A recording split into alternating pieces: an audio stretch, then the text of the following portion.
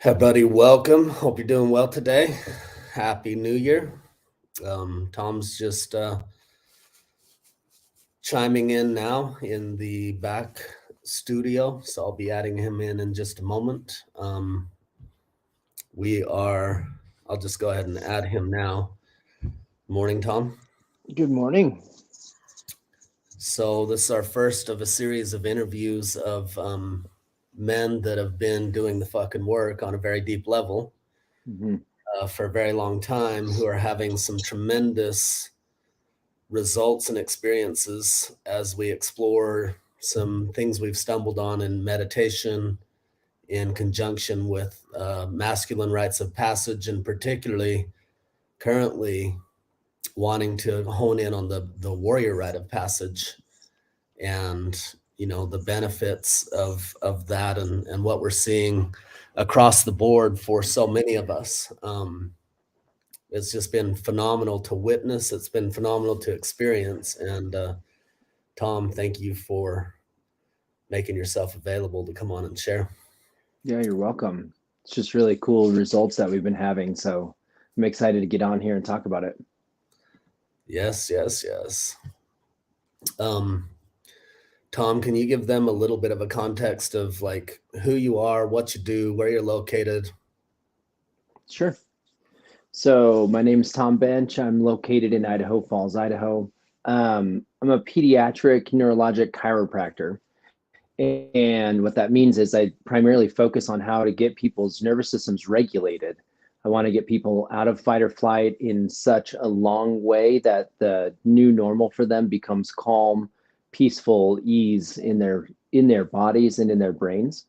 And I'm always really intentional about pushing my limits and making sure that I can find ways to really challenge myself and really just kind of check myself and really not have any predisposed notions about what my body's capable of. So I like to do hard physical things with my body. I like to do hard mental things with my body. And the meditation challenge that we've been doing has really been I would say, one of the harder things, right up next to some of the physical events that I've done recently. Hmm. So I'd love to have you share in a moment some of the big physical things you've done, but let's will you just give what I realize is we probably should have started with something that would help them see, like, why am I watching this video? Why would I want to Mhm. continue watching this video? So in marketing copy, they'll call that a hook or they'll call that a promise. So Tom, if you were to speak in your own words Looks based like on we've your own got some buffering. experiences, what's that? Did you say massive buffering? Let me adjust my.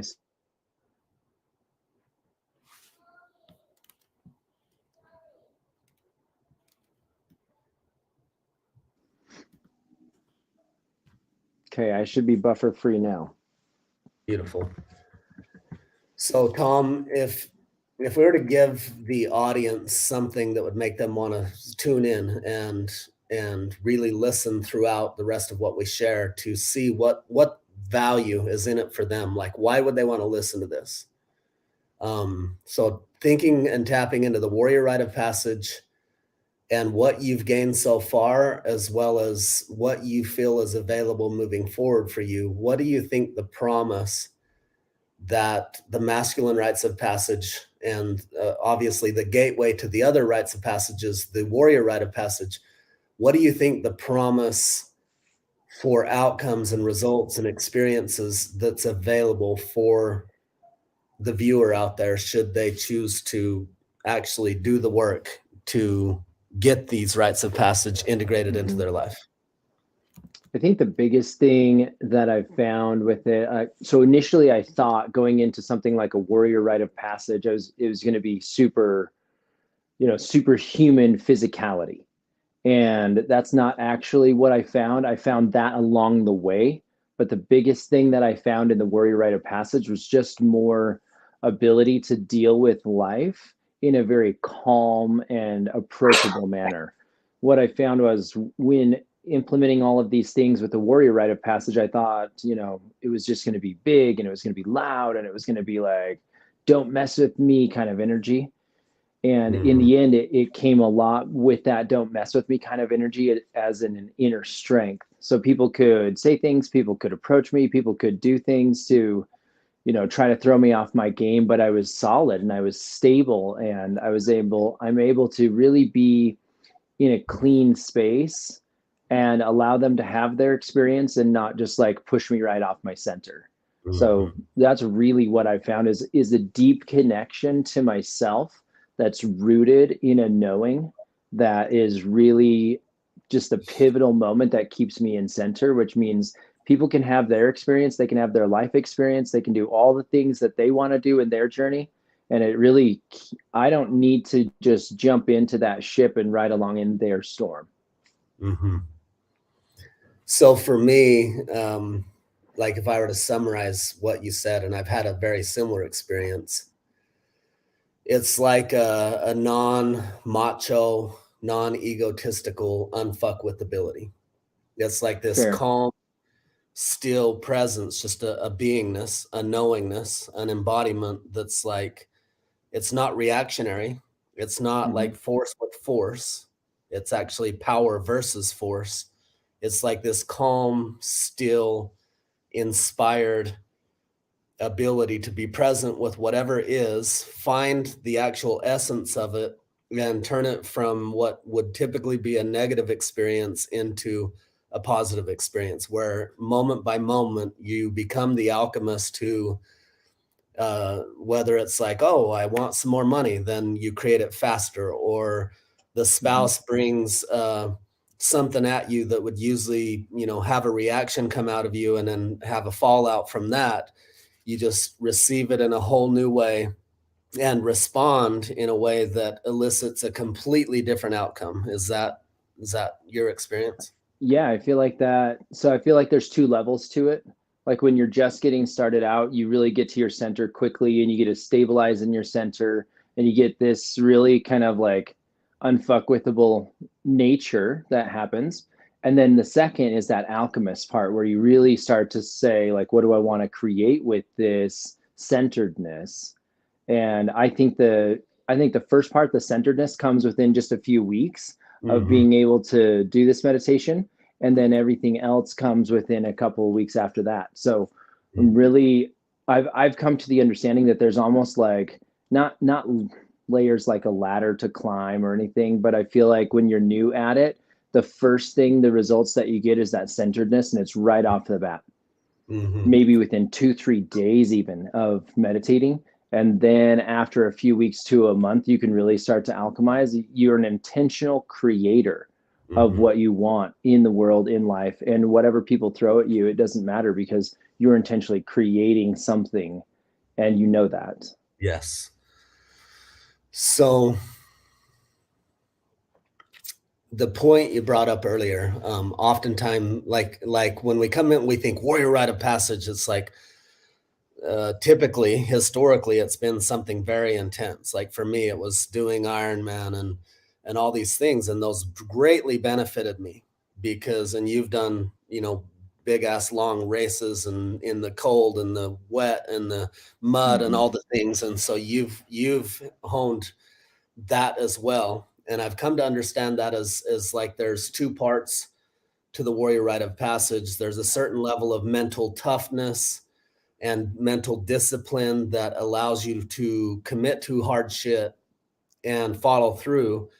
And when I did that in the physical realm, whether it was CrossFit or Ironman or all the other really hard things I did, it converted over into my ability to show up as a husband and as a father and handle all the hard things of life in day-to-day life, as well as, I would have all these ideas and visions and dreams and goals. But before I had the fortitude to do these hard physical things, I didn't have the fortitude to execute those things to completion, which then resulted in having less financial resources and having my wife not trust me and not be able to open to me. So it deeply impacted my finances and my sex life and my intimacy and relationships and all the things because of just that. Now, but the distinction with this Warrior Rite of Passage, that it's in one sense harder than the physical things, because you're actually going in and wrestling your own fucking mind and your own fucking demons and samskaras and patterns and conditions. And the greatest, I believe the greatest addiction to mankind is thinking. And so you sit down for your meditation and you get bombarded with the thoughts, and then you're in this wrestling match with like, how the fuck do I come to stillness? And you're, it's kind of like that Eat, Pray, Love movie. Like, okay, I'm supposed to meditate. I don't think I know how to meditate. I just can't get my mind to shut off. Okay, be present. Oh, it's wandering again. Oh, fuck. Like, it's this wrestling match. And I had meditated for 20 fucking years.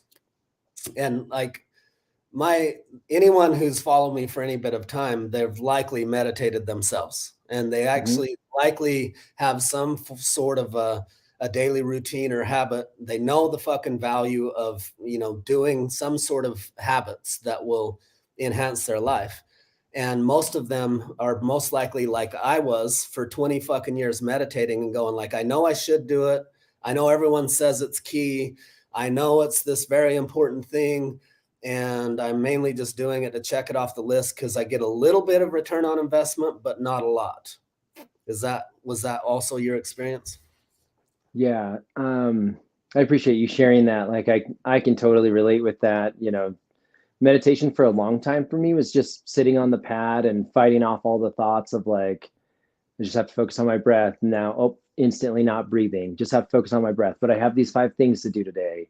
Okay, get back to it. And it was almost like a chore, both on the meditation pad, but also just in the daily walk, right? Like the chore of meditating was probably bringing more stress than the meditation itself was regulating. And so it became a real tug of war for me.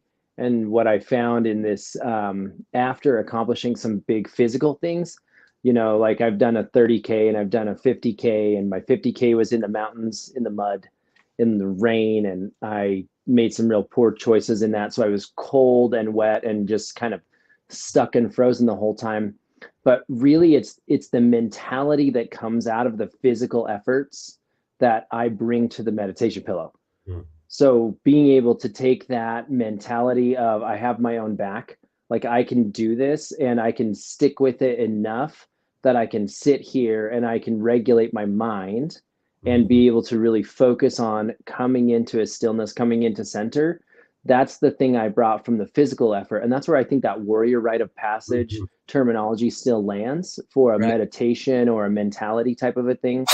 I think really it's, big physical efforts are really 50% physical. You have to do your cardiovascular. You have to make sure your body is in the shape to do these things. But the mentality that has to come with a race that lasts, more than a couple hours, when you're back in the woods or you're kind of just on your own out there, it's the mentality that you have your own back and that you're going to be able to get yourself through this no matter what comes. And you bring that mentality into a meditation where you're sitting there with yourself. And if you can't regulate your thoughts in the middle of the woods when you're all alone, then you definitely can't regulate your thoughts on the meditation pillow. And so that's been my experience. That's where I bring those two in together so that we can really like put together the physical nature of the warrior aspect with the mental part that gets us all the results that we're talking about. Yeah, 100% agree and share the same experience. So as you were talking, what came to mind is there's a whole group of people out there that have been reading the books and attending the events and doing the medicine journeys and practicing their daily habits, and they've done 75 hard and they hit the gym every day and they've been meditating, they've been doing all these things. And particularly around the hard physical things, they've been doing the ice baths, they've done some breath work, they've been exercising their mental toughness and ability to execute and follow through on greater and greater levels, and they've grown to a tremendous level. Because I spent a good solid 2 decades, maybe 3, developing that aspect. And it's just been in the last year that I started to, I mean, it was a long time ago, 20 years ago, I did my first 10-day silent meditation retreat. And I had some huge shifts in my ability to direct my mind instead of my mind directing me. Like the quote comes to mind of, the mind makes a horrible master, but a tremendous servant. I made huge breakthroughs 20 years ago at this 10-day silent meditation retreat on that particular topic. But then still in my day-to-day practice, it was just, like we said, a minimum return on investment. And then within the last year, and then specifically even more in the last 6 months, and even more in the last 3 months, I've had just the most insanely powerful experiences through combining what I've been studying since 2016 around the Warrior Rites, or the masculine rites of passage, with all that I've been studying around transmutation work and meditation work, and tapping into the quantum field, and creating from that space and all those things. And it's been so life altering, so positively changing, that it's just like, I've got to fucking share this with anyone and everyone who will listen and take it on. Because even if you've done 75 hard, you've done CrossFit, you've done the long runs, you've done a triathlon or an Ironman, or any of these insane accomplishments that have developed you tremendously, I've found there's a whole nother layer and depth when we're not doing the external. We're now doing the same thing on a deeper, because that external did give an internal, right? It gave a tremendous amount of internal discipline and follow through and grit and will and focus, and these masculine traits that are evolving within us and developing and strengthening. But when I began to actually have this new experience through the masculine, or the Warrior Rite of Passage, through this meditation technique and practice, it went from like mental toughness to closer. I'm not claiming mental mastery, but like closer towards mental mastery. Like there's a distinction between mental toughness and mental mastery, where you're actually now no longer, like in Michael Singer's book, Living Untethered, he says, the head is where the soul goes to hide from the heart. Right. And so shit happens outside there in our lives. And then based on what we're still carrying with us, we react to that. We have an internal reaction, and then we typically jump right up here to solve it. And when I was able to shift that to, no, I jump to center in the present moment, in my essence, in my divinity, and I respond and act from that place, it changes fucking everything, from procrastination to self-doubt to nice guy syndrome and patterns, to not being able to have boundaries, to getting out of scarcity thinking. Like, just, it blew me the fuck away after 30 fucking years of studying all these things. And you actually finally, just one simple practice, you actually embody and overcome all those things just by being in that state of being. And it's no longer a fucking mental thing of, oh, well, I know that what I've studied says. It's just like a beingness where you're just like, oh, boom, here we go. All right, got it. Yeah. And I find that beingness really, like, when I have the mental toughness on lock, then I find that beingness, normally I would get all up in my head and it just feels like chatter, chatter, chatter, like I'm spinning wheels, right? And I didn't associate that with being in my head previously. I associated it with being productive, because I could think my way out of almost anything. I developed this key skill of being able to think my way into and out of all my problems. But what I realized was I wasn't thinking my way out of problems. I was literally just digging the same hole over and over and over. And I started to see these patterns reemerge in my life, where I would have similar circumstances or similar people experiences that would just keep coming up. And it's almost like I had to rethink all my thoughts all over again every time, even though I knew it was the same pattern. And that's what frustrated me. I didn't want to keep rethinking the same thoughts over and over, but that seemed like the only way I'd train myself out of it. So looking at this, like, defining what the Warrior Rite of Passage is was super key for me, because I thought it was just physical, right? So go do really hard physical things that challenge me. Go do a race that takes, 7 hours of running. Go do something that really like breaks all of the mental preconceived notions that I've got physically. And what I found was I was just getting more and more of that like fight warrior energy, which then put me right back up in my head, because, I knew I could fight you. And so if I could fight you, then we could just go at it. And I'm still in my head though. And that really, that centeredness that comes with it, I think the Warrior Rite of Passage is really, you have to do something physical and super hard that pushes you mentally, not something that you can do, but something you commit to before you even think you can. And then you have to train for it and then get to be that person that crosses the finish line. And then you have to take that mental fortitude and you have to place that mental fortitude in a knowing inside. And that centeredness brings us to this place where we can drop out of the head and just come right into a place in the heart where there's not a ton of chatter. Like things are flying, things are going everywhere in your world, but there's not a ton of chatter going on in your head. You're not spinning those wheels. And that's how you've started to really integrate this Warrior Rite of Passage. So that's the difference for me, having done a lot of physical things over the years, having done some mental challenges, having done some of the things that you talked about, really bringing me to a place where now I can just sit in centeredness, in peace, and not spin those wheels. So what's really cool too, I think, is that you and I came on similar related paths, but different paths to get here. And we're arriving at a similar place. So my path was Brene Brown, just tons of vulnerability study, tons of shares about emotional control and just EQ, emotional languaging. Yep. My favorite Michael Singer book on all of these is actually Living from a Place of Surrender. The Untethered Soul was awesome, but Living from a Place of Surrender just kind of like brought all that home for me. Then Joe Dispenza's work to really understand that chemistry that's happening when you get all up in your head and you get in the storm, but also the chemistry that you can alchemize within your world and your field. And bringing all those together was really my path to get here. And then the self-realization fellowship lessons for some of the baseline meditation techniques and practices. That's how I got here. And I know it's a different path than some other people have taken. So there's really no wrong path up the mountain is what I'm saying. And love everything you shared. And the piece I want to go back to is when we go to our head, it is the absolute fucking slowest way to create.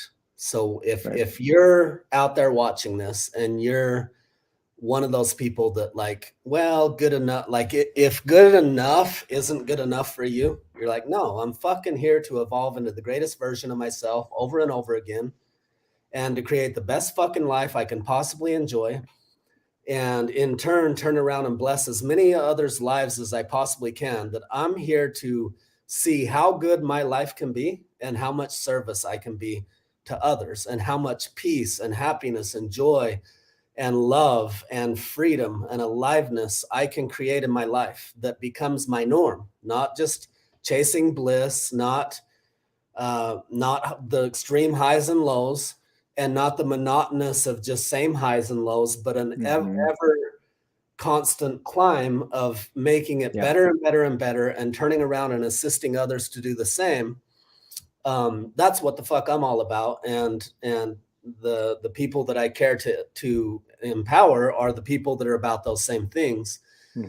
And so if the greatest addiction is being in our head and thinking, it's also the slowest fucking way to create anything you want to create in your relationship, in your parenting, in your business, in your health, in your spirituality, in any aspect of your life that fucking matters, that you will care about on your deathbed. The slowest fucking way to go about it is to keep going up here. Right. I'm sitting over here laughing at myself because even though I know all these things, I'm doing all these things, we're like having all these realizations in meditation, I still slip back into those patterns sometimes, right? Like I've got a huge program I'm trying to create right now, and I've been doing like 90% mental, just trying to think all the thoughts that I can get out. I want to make sure I cover all my bases, and 5% meditation, just what do I want? How do I want to create this? Like, what does it want to look like? What does it want to be? Right. And after this call, I'm going to get off this call. I'm going to go reverse that. Fuck yeah. Because I'm, and we're still doing the same thing, right? We're still I following the love that same you patterns caught because that they're live. trained. I love that you fucking caught that live, right? Because what happens when we do it different, we go, no, I'm not going to approach in this slow, it's like linear and sequential, and it's Newtonian. And in the Newtonian realm, every action has an opposite and equal reaction.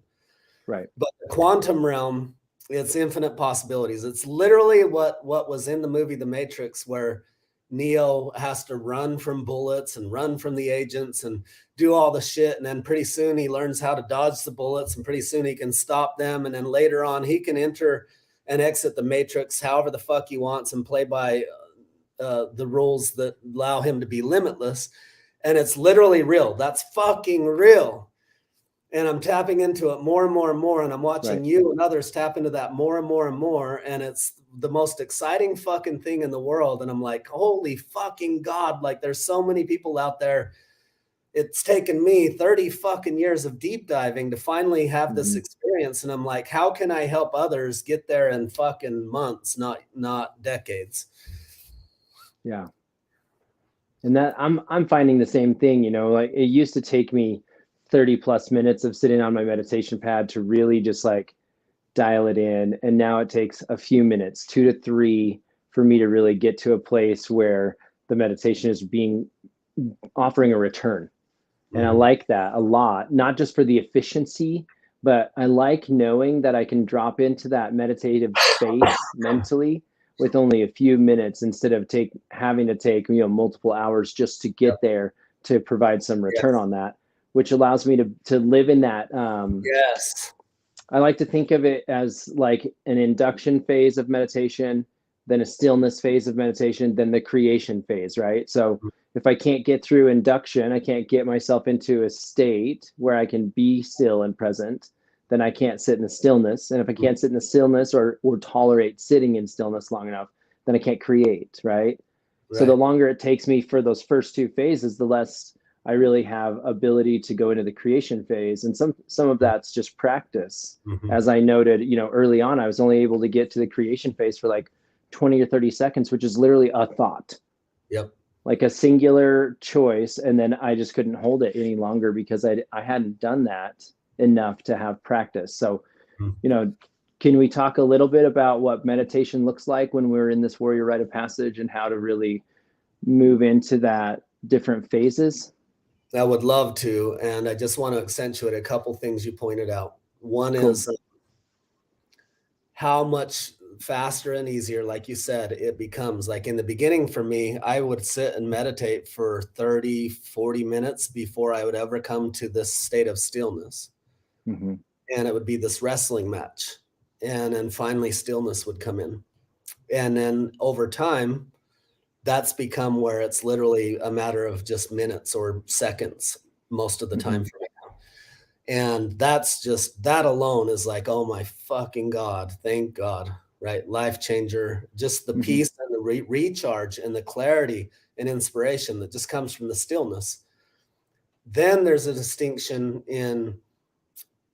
that I want to accentuate in that after me studying meditation from all kinds of methodologies and techniques and people for 20 years, in the last 3 months in my own meditations, it was like, hey, if you will teach it in this very specific way, in a very specific order, with a very simple technique, this is the most simple path and the fastest, easiest, most effective path to help people get what you're trying to pass on to them without having to speak at them endlessly, repeating the same shit forever, waiting for somewhere, sometime for it to click.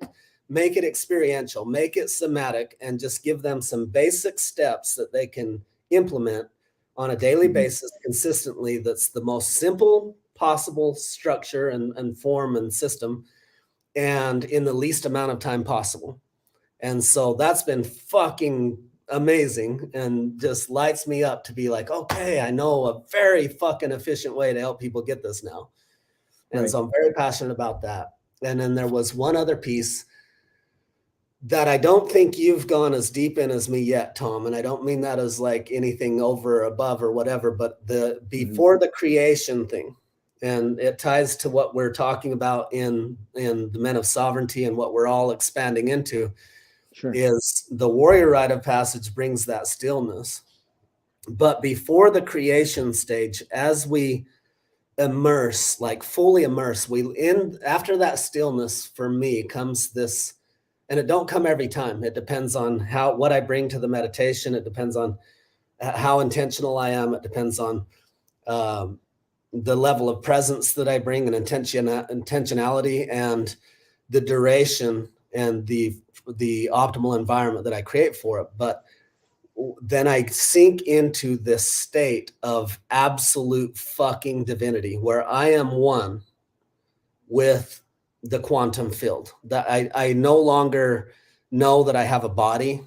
It's very much almost like a psychedelic experience, like with zero anything. I'm just go to that stillness and stay in that stillness, and then this portal or this field opens, and I become it. And I am one with it, and there's nothing else happening.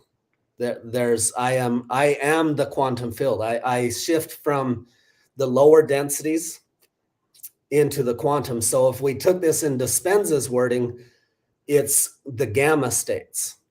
And so just to go from high, medium, or low level beta states into an alpha state is fucking huge. Right. And that's likely what you're experiencing. And then you're that sounds right for what I'm experiencing. Yeah. And then you're probably also tapping into theta states, which is even, a whole nother level.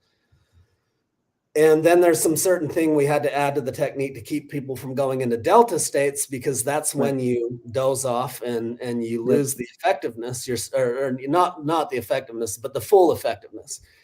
But if you can stay in that theta long enough, because of the techniques that we employ, then you sink into, at some point, fucking gamma. And gamma is where you are one with God, one with source, one with the cosmos and the universe and the Akashic field and the isness, the oneness, the all that is. And you have access to all wisdom, all truth, all knowledge, and you know exactly who the fuck you are, why you're here, what you're up to, what your next best move is. And so it's not even like, okay, what do I want to create? Because in theta or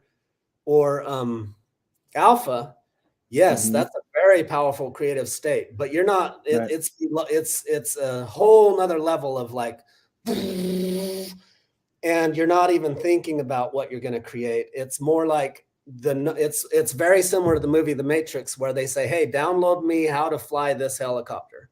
And it goes, and then when you're done with your meditation, you just do everything you can to capture that whole fucking download on paper so you can actually go implement it and receive the result in your life. So there's another level that's available that is just off the fucking charts. Real quick. Yeah. I noticed that, I hit those alpha states pretty easily. And the theta states really, giving me a lesser awareness of my body, but it's still a presence of my body. So I know that there is, what you're describing is not an experience that I've had yet, but it's something that I'm interested in.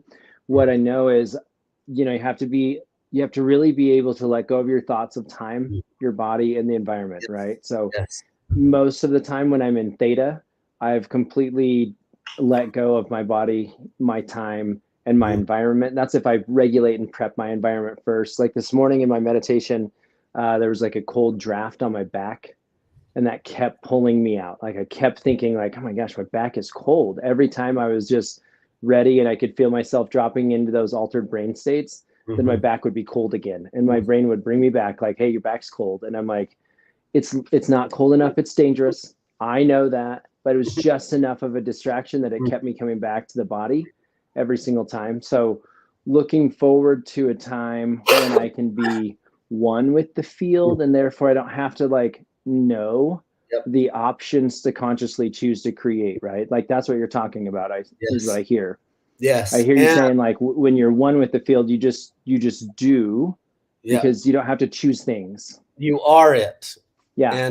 And the more you go there, the more you walk as that all the fucking time.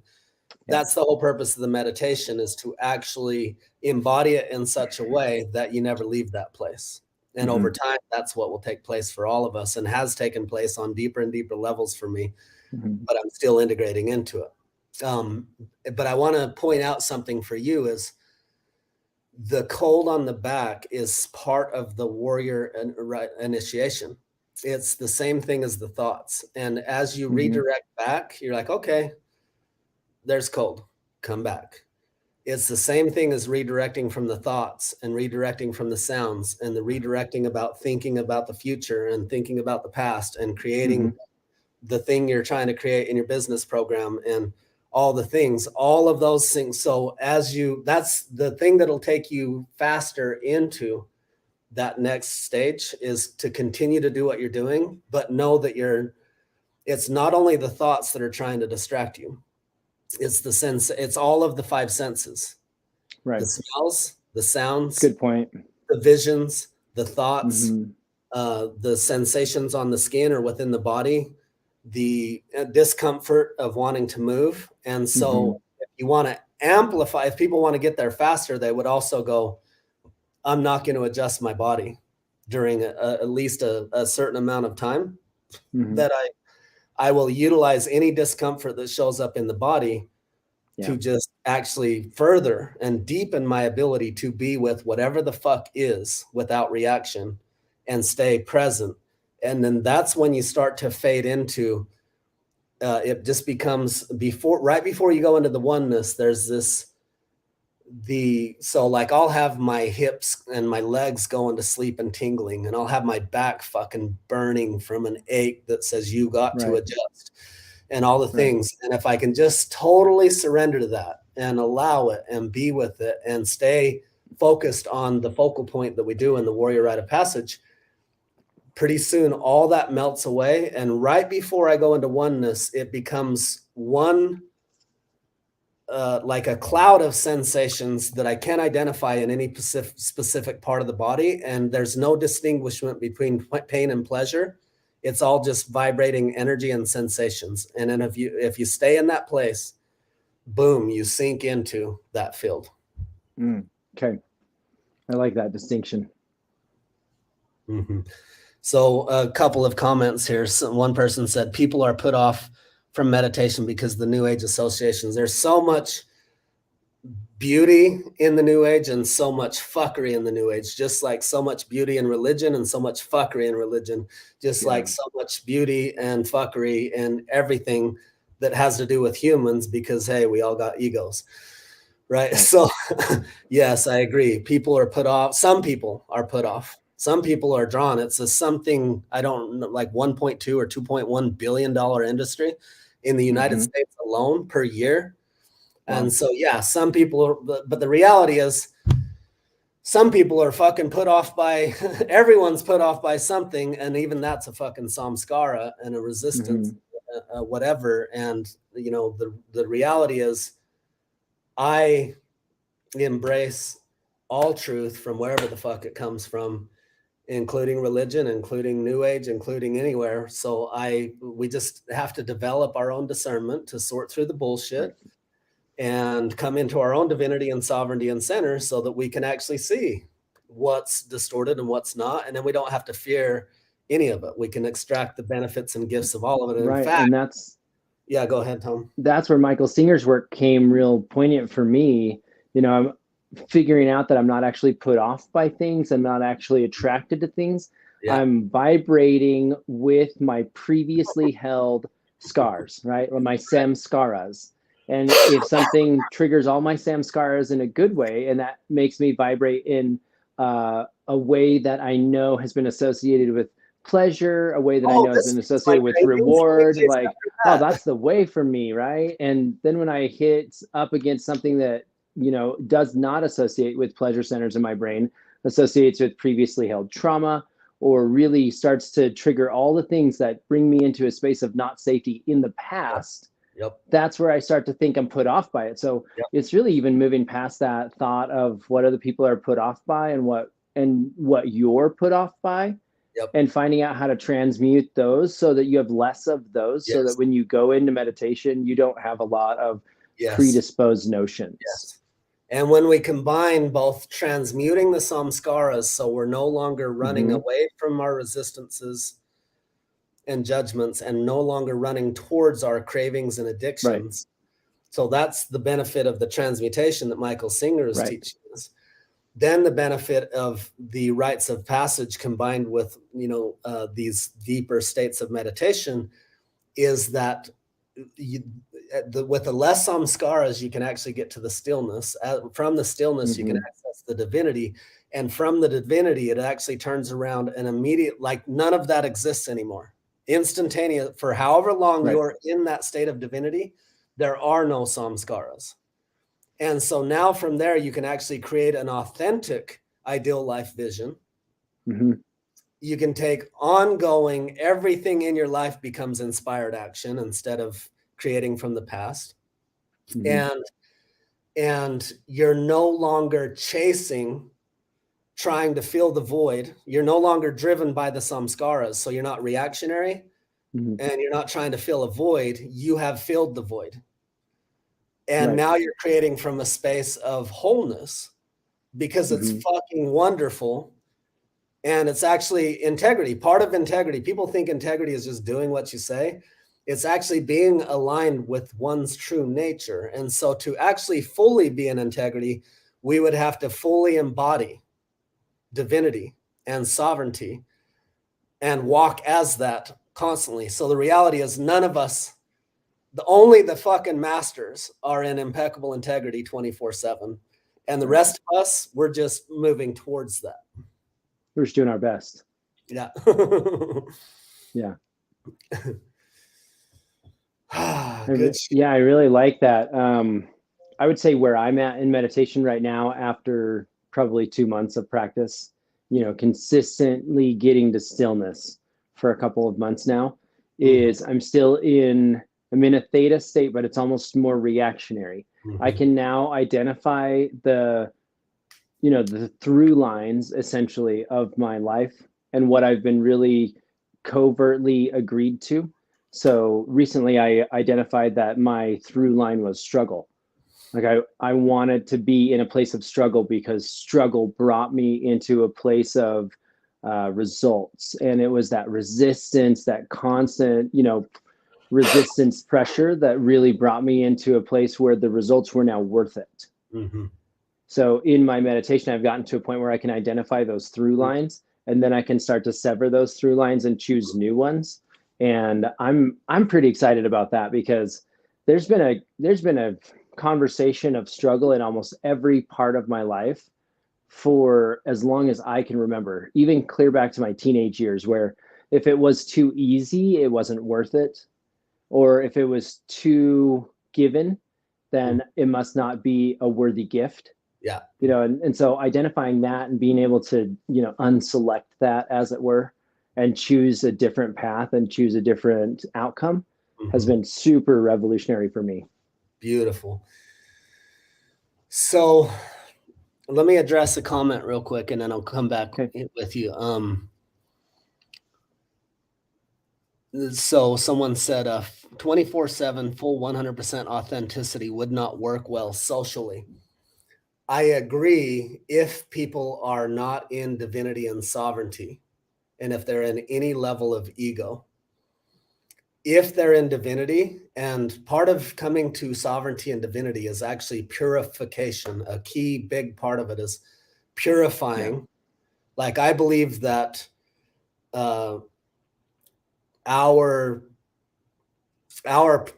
purpose is actually to lessen the gap between our full, true essence, authentic expression. And there's a difference between essence, authentic expression, and egoic, authentic expression. Egoic, authentic expression, yeah, you're absolutely right. That's not going to work societally.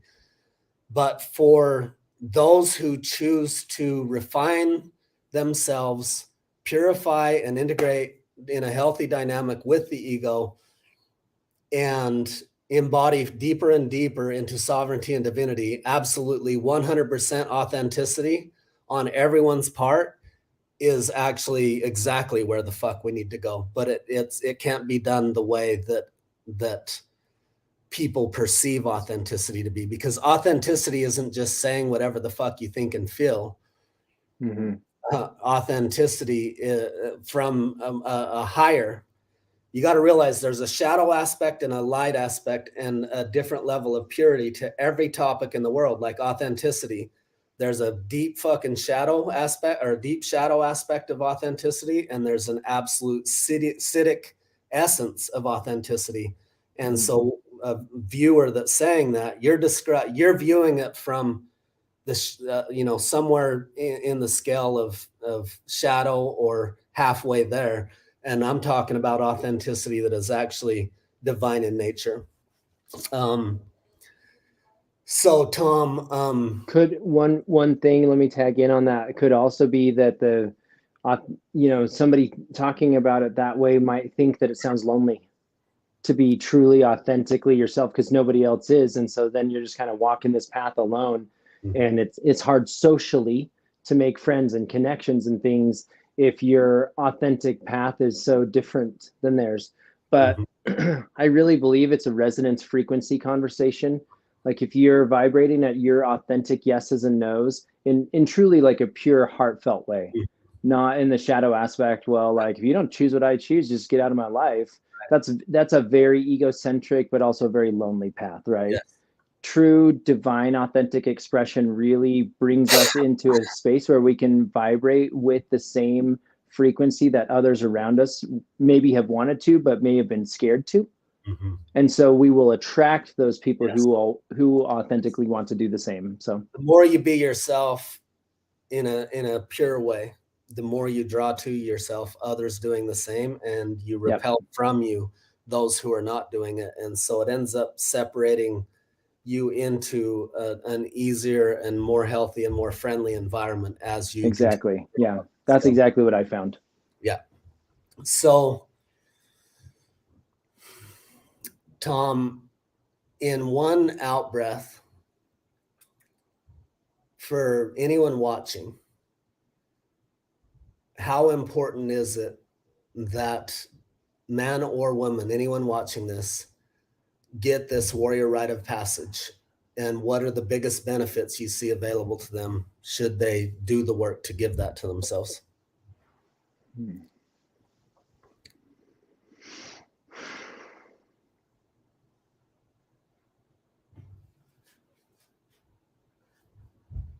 So many different directions I could go with that. So one out breath, here we go. I believe the Warrior Rite of Passage is probably one of the, if not the most important thing that we can do in this life to affect a positive change and an impact that we wish to give to the world. What we know is that by intentionally choosing to create what we're here for, what our divine gifts guide us into, we need a path to do that. And the only path to do that is by staying centered in ourselves so that we can anchor in our divine essence, so that we can express that essence, so that everyone in the world can receive the magic and the gifts that we have. Beautiful, beautiful. So well said. Thank you, brother. So now, another thing that's coming to mind is the three of the key elements of success: skill sets, mindsets, and environments. And so obviously, if you want to thrive in your business, you're going to have to learn leadership, and you're going to have to learn marketing and sales, and you're going to have a really cool product or service that blesses people's lives and provides a ton of value for them. And, there's many dynamics to aligning with the principles that bring to you the blessings that you want, whether it be in relationships or health or spirituality or finances. There are natural laws that govern those outcomes and those results. None of us are victims. None of us are being punished.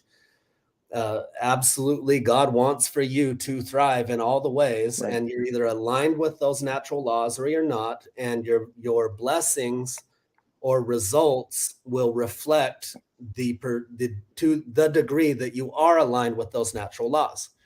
And so if we move away from any level of victimhood that believes that the government is what's keeping us from being successful, or your childhood, or society, or your parents, or the fucking assholes out there, or humanity, or the current state of the economy, or any fucking thing outside of you, and you say, no, I am the source of my own love. I am the source of money. I'm fucking responsible. I am 100% responsible for every result in my life. And I take responsibility for being aware of where I'm at, choosing where I want to go, committing to it, developing the ability to actually follow through on my commitments and recommit to completion, and to constantly evolve into the next greatest version of myself. So in order to do that, we have to constantly upgrade our skill sets, whether it be in relationships or business or the various aspects of business or whatever area you're looking to thrive in, and our mindsets, because our mind is the biggest hindrance to our ability to create, and in the environments.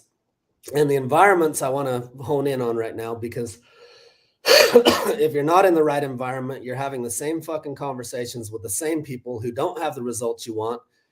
And so it's the difference of, say I took 2 tomato seeds and I planted one in the perfect planter box with the perfect amount of sunshine and protected from the hailstorms and perfect amount of water and the perfect soil and all the things. And I met every natural law required for a tomato seed to become an abundant tomato plant with an awesome bumper crop. It will happen every fucking time. Yet if I take that seed of equal potential and I just throw it on the asphalt in the front of my yard and say, well, we'll see what happens, the environment is not conducive. It's not going to have the consistency of all that it needs to become its potential. And the same is true of us as humans. The importance of surrounding ourselves with people who are committed to the same things we're committed to, truly, not just in word, in fucking action, and in their states of being, and in their practices and their habits and in their studies and all the things that it takes to continually evolve into the next greatest version of yourself, which is the fucking purpose for all of us. It's stop defending your fucking limitations. Stop believing your fucking stories. Stop staying in your patterns. And Carl Jung said, until the unconscious is made conscious, it will rule your life and you will call it fate. Right. So what fucking unconscious programs are running in you? I'm not talking to me. I'll talk to myself, and you guys can maybe do the same for yourself. What fucking unconscious programs are running in you that has restricted you to stay where you're at rather than to expand into your infinite potential? And what things are you still doing and believing and hanging on to? What's unconscious in here? Show me. What's unconscious in here that is still keeping me restricted and limited from expanding even more, even greater, even further, even better? Right? So if we'll all take that level of curiosity and wonder, and not like, the more we think we fucking have it figured out and we know how it is, no one sees the world the way it is. We see the world the way we are. And the more we tap into the quantum, the more we can see it accurately as it actually is, and then create from that place. Now, so to bring it back though to the environment, you joined the Men of Sovereignty maybe 2 years ago? Pretty close, yeah. Can you, in 1 to 2 out breaths, speak to the audience about the benefit of being in a conducive environment of people that are committed and to ever expanding and showing up in brotherhood and camaraderie and tribe and community? And, on the back of my shirt, it says strong alone, stronger together. What has been the benefit for you to surround yourself with other men that are committed to the same shit you're committed to? I mean, the Men of Sovereignty has really been, like, I describe it as a mastermind. So I describe this as a mastermind for people who are ultimately committed to achieving whatever we want, not Mhm. committed to mediocrity, not committed to staying stuck, not committed to, reaffirming our self-limiting beliefs. Like you said earlier, like if we stop fighting for those self-limiting beliefs, then where would we be? And we're in a men of sovereignty group that allows us to be in a space where no one will fight for your self-limiting beliefs, and no Mhm. one will allow you to fight for your self-limiting beliefs. So it's massively changed the type of friendships that I have.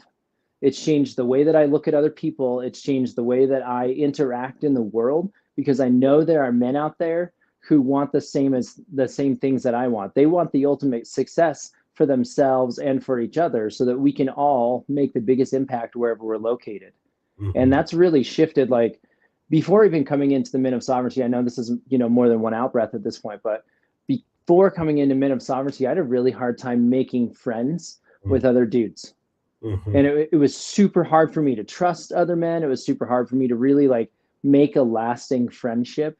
But Mhm. now I've got people in my friend circle who I can call and text and I can celebrate with.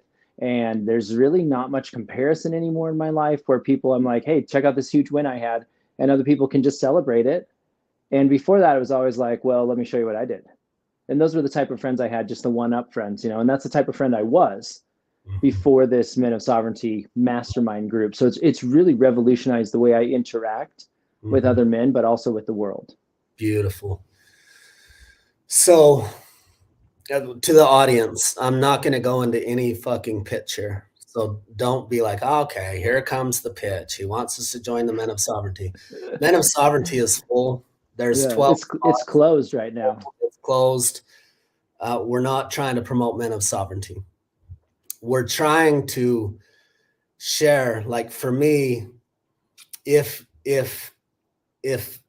I achieve amazing fucking things and I just go, yeah, I got mine. Fuck you, bitches. That don't work for me. Right. That's not who I am. And I think anyone that is on the path of divinity and sovereignty and wholeness and oneness and spiritual evolution to become the greatest version of themselves, that it you cannot leave out the factor of service. Like once you ascend your life beyond Maslow's hierarchy of human needs, like any of you out there that are thinking, oh, I guess this is what you do. You get married, you have kids, you go to work, you pay the bills, and then you retire, and then you travel a little bit, and then you die. Not even fucking close. It's a Mm-hmm. fucking lie. It's the biggest fucking lie. Please stop subscribing to that shit. Please stop believing that just because to this point in your life, you've only been able to achieve a certain level of aliveness or success or joy or intimacy or love or sex or passion or fucking abundance in any of the ways, what I call true wealth, Mm-hmm. because it's infinitely, you can infinitely expand in the quality of your relationships. You can infinite, and I don't say this lightly. It's not theoretical that, oh, infinitely. No, like there is no fucking limit. So far beyond. And I haven't achieved, if it's infinite, then I'm only fucking at the probably, like a small Right. scale. We're Even all though I'm scratching the living surface of it. right. Even though I'm living a life that 95% of humans would be like, fucking A, that's heaven. Yeah. Uh, I know and I'm aware that there's fucking infinitely more that I haven't even fucking tapped yet. And Right. I'm going for it. But as you get to these states, not higher, because I don't want anyone to think, oh, he just, as you get to these states of, I no longer need to fight for my survival. Right. I'm no longer stuck in the rat race of Maslow's hierarchy of human needs of how do I just fucking survive and make sure my family is fed. Mm-hmm. Then you wake up to, oh my God, not only can it infinitely get greater, the whole fucking purpose of my life is to serve and support and assist others to wake up to their own divinity and their own limitlessness and help them create the best lives possible for them, both in this life Mm-hmm. and the next. And I don't have your answers. I'm not I'm not a spiritual leader. I'm not a guru. I'm not a shaman. I don't want to be anyone's leader. I want to surround myself with other badass motherfuckers who committed to the same thing and just be in community, in synarchy and synergy and sovereignty, not a hierarchy of follow me, pay me money, and you can have what I have. No, like it's like, how do we evolve and grow with all those who are ready, willing, and able? And so we've got a free community, Facebook community, the Wolf Pack. And Tom, you're in there. And the objective is that, like, okay, there's people that pay to come to my live events. There's people that pay to work with me one-on-one. There's people that pay to be in the men's groups, and they fucking love it. And most of them, if not all, say this is the best fucking investment I've ever made. But I'm not just here going money, money, money, money, money. Yes, I want to expand the amount of money that I make so that I can expand the influence and the service that I can contribute in the world.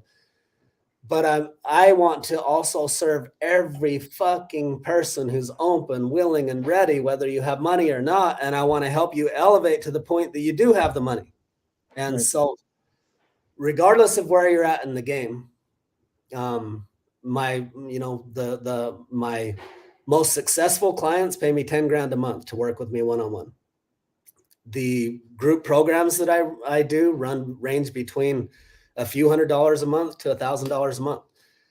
And then I just share abundantly all the free resources I possibly can, including this fucking amazing conversation with Tom, who has been doing the work for years, and both of us sharing and pouring our hearts out to share everything we can to bless your life without any expectation of reciprocation or return, or that you fucking owe us anything, or that we need to get something from you, or we truly desire to serve.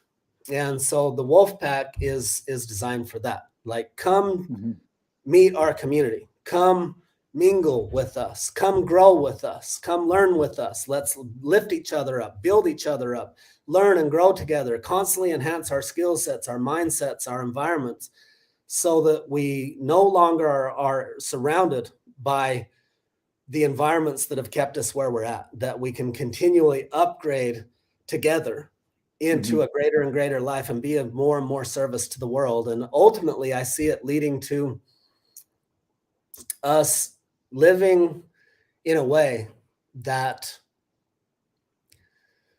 my kids could go out in the community I live in, and that I know, like, and trust every single family in that community, that every single family in that community has done this similar level of work, that they're committed to their health and their spirituality and their relationships and their finances, and they've achieved a level of true wealth, and they're aligned with their passion, their purpose, their zone of genius. They're absolutely about being of service to the world, and that I could let my kids play all day, every day, from sun up to sundown, and never worry once that they're going to be molested or raped or abused or fed toxic fucking thinking, or be kidnapped, or that no matter, it didn't matter whose home they went into, I knew 100% they were safe, and that they were being cultivated in a safe environment that would bring out the very best in them. That I didn't send them to public school where the other parents who hadn't been doing their work sent their kids to school, and those kids are passing their trauma onto my kids and their toxicity just because they don't know better, right? So that's where I see it leading, is that we all become more and more happy, more and more peaceful, more and more joyous, more and more loving, more and more whole, more and more successful in all the ways. And then we find all the most cool fucking places in the world to build communities. And then you travel what you want, being of service, loving your fucking life, no longer constrained by where you have to live or what you can afford, or how you have to have that job, or all the things. Like, that's where I see the long-term thing. But short-term, bringing it back to this free Wolfpack Facebook group, is like, join us. It's free. We're surrounding ourselves with the coolest motherfuckers that are committed to creating the most amazing stuff for self and all. and we're sharing the skill sets and the mindsets and the environments and doing all the things abundantly without any expectation of reciprocation, and open to when reciprocation and exchange wants to happen when it serves the highest good of each of us. So, Tom, if you were to give one out breath on the viewer, if the viewer's like, okay, maybe I might want to join that Facebook group, what would you say to them? I would say do it. Really, the Wolfpack is like a taster, right? It's like a sampler platter of everything that we talk about in the paid groups. And if you're unsure, unwilling, and whether this could make a difference for you, just jump in there, start reading through the posts, do your intro video, really like dive in and see what that feels like to be surrounded by people, the same caliber of people. It's like a no-brainer in my opinion. Yeah. Beautiful. Thank you, brother. I'm going to address a comment. So some person said, one thing I disagree with you on is you say, get to divinity, get to this, get to that. I think it's more about remembering we are divine and this and that. We are already there. 100% agree. And 100% agree. And I teach that all the time. And so there's a couple of things happening there. One, sometimes my verbiage slips, and what that would represent is not full integration, right? If I was fully integrated into that, my words would match. So I'll just, authentically share that with you. And there's also this thing that no matter how I present and what I present, there's someone protagonist or antagonist out there that's going to listen through a filter and try to tell me what they disagree with and how I said it wrong or whatever, versus like looking for the synergies. So I love that you pointed out this wisdom, deep, deep wisdom and truth.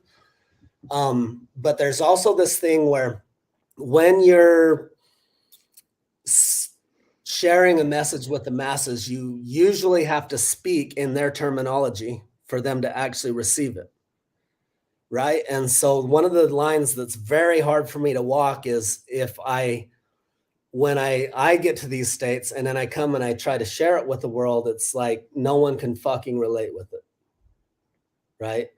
And so I'm constantly trying to find, how do I bridge that gap? How do I stand with one foot in both worlds? How do I convey what I'm tapping into in a way that they can actually relate to and receive and integrate and apply? Otherwise, they just will dismiss it as, I don't know what the fuck he's talking about. Sounds really weird. I don't know what the fuck he's on or where he's coming from. I can't even relate, right? And so rather than this being about a disagreement with just, like, well, I disagree with you. Like, do we need to disagree? Or could it be, hey, aren't we already, there's a different energy that's not about us coming at each other like this, right? But just know that no matter what you do, someone's going to have a problem with it. Someone's going to judge it. Someone's going to say how you said it wrong. No matter what, right? And so if I say it in the most pure way, I'm going to lose half of you because you're not going to get it. And if I say it in the other way, then my more people that get it on a higher level are going to be like, oh, that's elementary shit.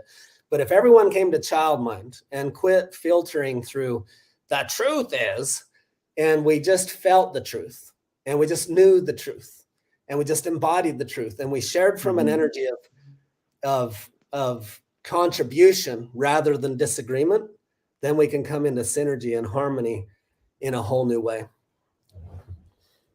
I think too, like there has to be an energy of get there. Yeah. I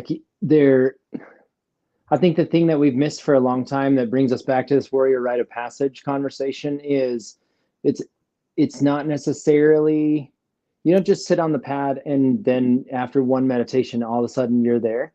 When you get there, you do remember.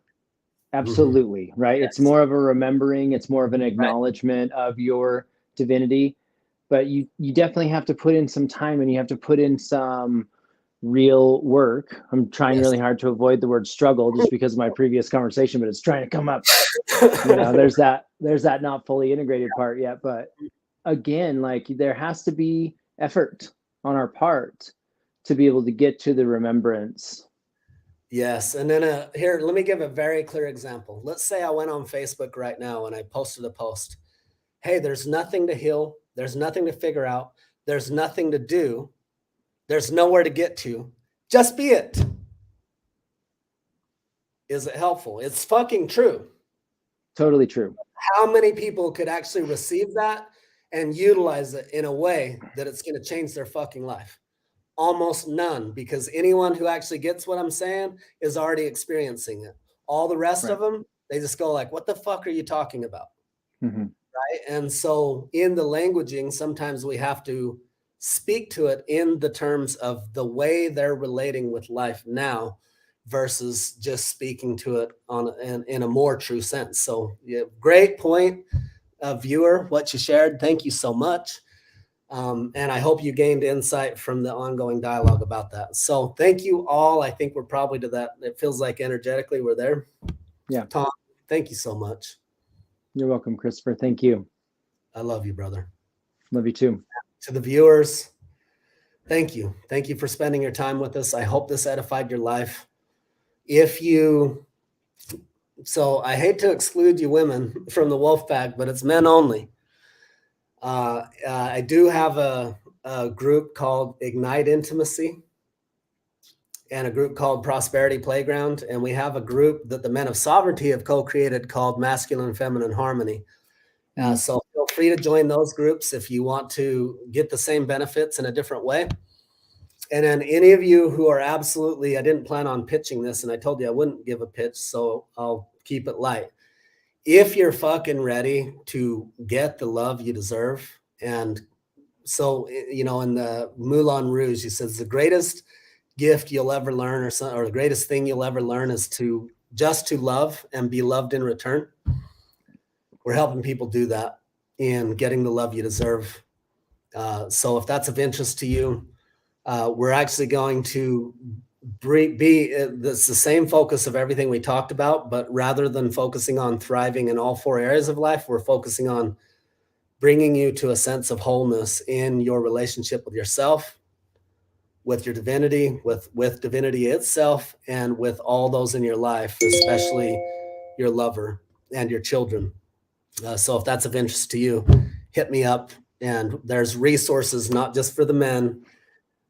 Sorry, ladies, to exclude you, but the men have some work to do, and we're working together with them to do that. But we do have resources for you too. So thank you all. Have a wonderful day.